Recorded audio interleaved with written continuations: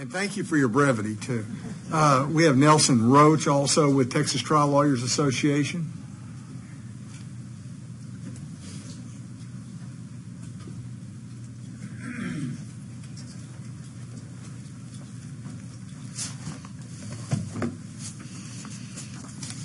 I was going to defer to Mr. Blevins. Yeah. My name is Nelson Roach. I'm testifying on behalf of TTLA against the bill in its current draft. In saying that, though, I want to express some concerns about the bill, but I would express that TTLA is more than willing to work with Mr. Schofield to address some of our concerns, and I'm optimistic that we can come to maybe some agreement on the language that could allay some of those concerns. There's a couple of things about the bill that is not of an issue that TTLA takes a position on. To the extent that this bill would apply a 3-judge panel to cases involving school finance or cases involving redistricting, the Texas Trial Lawyers Association doesn't have a position on that. Where our concerns lie, first of all, there are some what I would call logistical issues, and there are some appearance issues in terms of how the structure of the 3-court panel is constructed. And what I'm talking about is, if you compare the federal 3-judge panel statute with the state 3-judge panel statute, there are some differences. And those differences, in terms of dealing with issues of justice, there's not only the issue of actual partiality and impartiality, there's also the issue of the appearance of partiality and impartiality. And so, first of all, to start with what are those differences that cause concern, under the federal 3-judge panel statute, the district judge to whom the case is filed in has a ministerial duty, if a redistricting case is filed, in order to notify the chief judge of the court, of the appellate court, the circuit court, that he or she has that case in his court. And then it becomes the chief judge of the appellate court, of the circuit court, job to pick another appellate circuit judge and another district judge to hear the case in order to compose the 3-judge panel. This particular statute, as proposed, would leave it to the discretion of the Attorney General as to whether or not to ask for a 3-judge panel.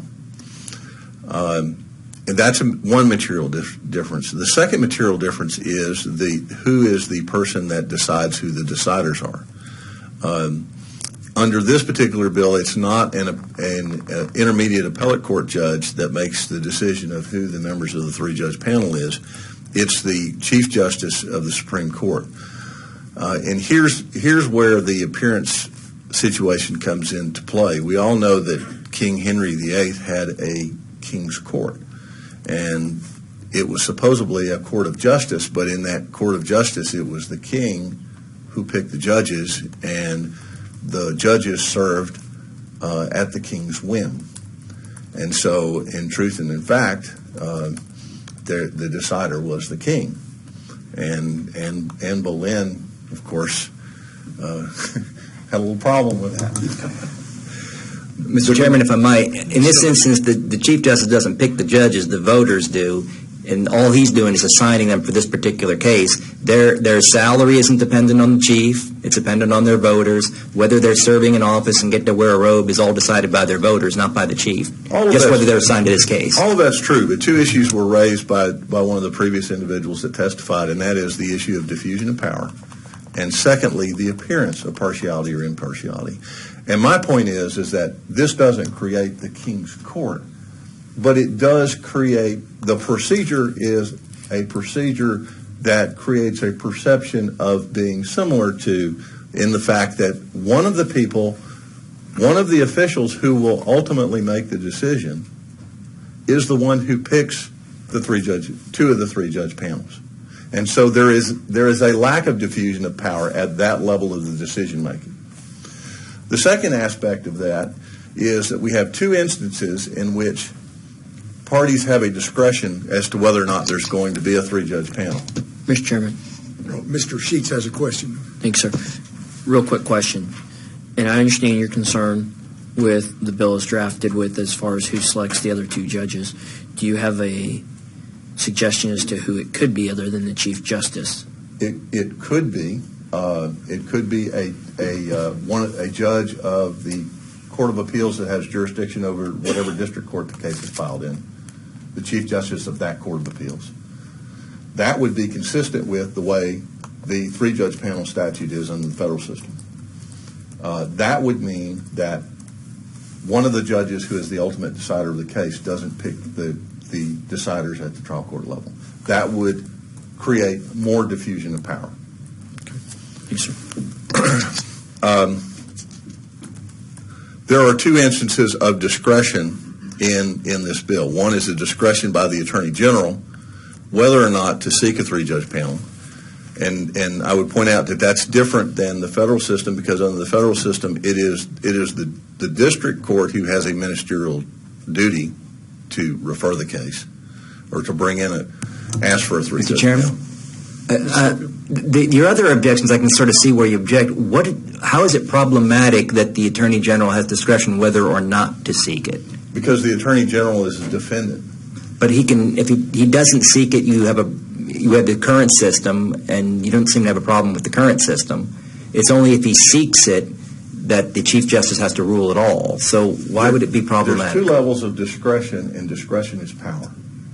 And discretion is power that can be perceived as having been exercised for reasons less than are a reason that they ought to be. Okay. Now, at the high end of the chain, you want a diffusion of power of the chief. Do you like a diffusion of power down at the lower end, where we've had judge from one county deciding everything for the last 3 decades? Would you like a diffusion of power there? I'll put it this way: we're not taking a position one way or the other as to whether we think it's a good idea or a bad idea to do that. It's done at the federal level. It's worked at the federal level. Here, what I'm expressing is there's some concerns about how this particular statute is structured, and my suggestion is that perhaps the statute should more closely mirror the federal statute, because we have precedent in the federal system of a workable system. Okay, thank you. The second area that we have concerns about is the general catch-all, if you will, provision on cases that could be drawn in here. And the previous witness testified about eminent domain cases that could be brought into this. Texas Tort Claims Act cases could be brought into this. Contracts actions against the state could be brought into this. And any kind of an administrative appeal from a state licensing agency could end up being brought into a 3-court panel. As the previous witness testified, it's not so much a question of whether or not have no doubt that Mr. Schofield doesn't have any intention that the bill would be used in a nefarious manner or any other manner, or even that the officials would do that. But the question is there a structure that creates a perception that happens? Well, can we talk about the example? And I only got 2 of the 3 examples. You said Tort Claims Act, state contracts, eminent domain cases. Eminent domain. Now, the three-part test that you're referring to, and for the folks on the panel, the TTLA folks came by earlier, and that was the area that they discussed the concern with. The 3 tests are either the potential to significantly impact the state's finances. I mean, we have limits on Tort Claims Act, so I can't imagine they could significantly affect the state's finances. The potential to significantly alter the operations of important statewide policies or programs. I would think an individual lawsuit about anything from eminent domain to a state contract, you'd have a hard time arguing that to the Chief Justice. Or otherwise of such exceptional statewide importance that the claim should not be decided by one district judge. You don't think that someone who gets elected state Chief Justice of the Supreme Court of Texas is likely to be able to apply that standard in a way that doesn't take in small cases? Well, I think it can be applied so that it doesn't take in small cases. I guess the point is that in the case of redistricting and in the case of school finance, we have a history. And we know what has happened under those circumstances, and I take it from the bill that the bill is an attempt at a remedy at that problem. The objection to the bill is that with respect to the catch-all provision is we don't have a history there. You know, I kind of object to being called a catch-all. It's pretty narrow. It doesn't catch all. The state's got to be a defendant, and it's got to meet this test. It's not, you know, you can't. I'm not meaning to disparage the provision by saying it's catch-all. No. It's a general provision. But there are, in most of the things that involve your business, and I don't know but folks that you represent couldn't be brought in here anyway. The state's typically not a defendant. You're going to have a hard time saying that there's statewide financial impact or exceptional statewide importance. I'm not sure I understand what it is your concern is really going to get drawn into there. Well, like I said, I mean, it could be eminent domain cases. I mean, part of the problem is we don't know. I mean, a general provision is you can't foresee what the circumstances are. And then the worst thing that happens if you get a result you don't like is you have 3 judges on the case. It's not like these cases can't be brought or have a higher standard and lose. The worst thing that can happen to you is that you end up with 3 judges. The worst thing that can happen is that there's 3 judges, and there are effects of having 3 judges versus 1 judge, and I guess that's the point. My point is that the 3-judge panel solution is an extraordinary solution. It's an extraordinary solution on the federal level. We're not saying that the state should not adopt a 3-judge solution for school finance or for redistricting. Our concern is that this is a general provision, and there are unforeseeable and unintended consequences that we all don't know could arise. And so the suggestion is that the legislature should deal with the known problem, or what it perceives to be the known problem. That's our position. Well, I look forward to working with you on it, and I enjoyed our meeting before, and I'm sure I'll enjoy our future meetings. Thank you.